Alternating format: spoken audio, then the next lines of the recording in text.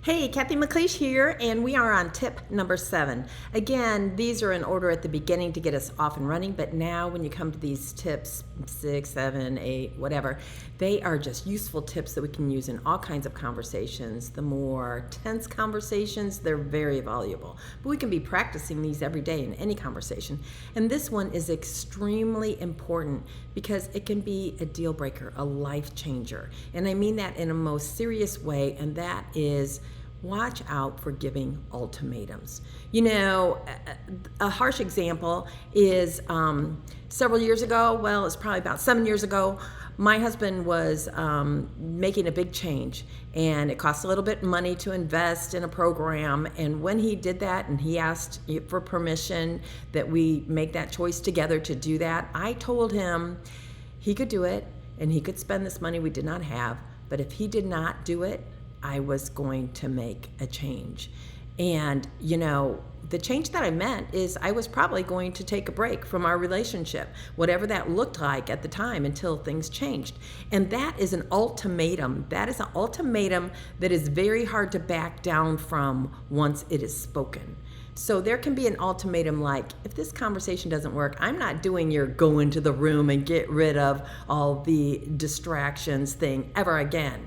That's a lighter, ultimatum. It's not a good one, but it's an easier one.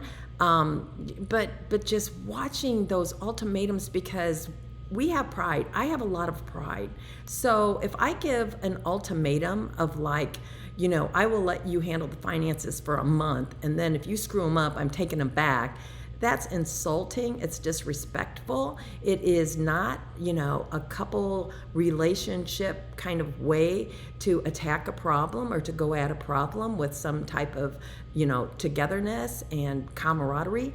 So the ultimatums that we may put out without even thinking about it, our partner hears, and they become kind of like a threat of like, you need to do this, or this needs to happen, or else.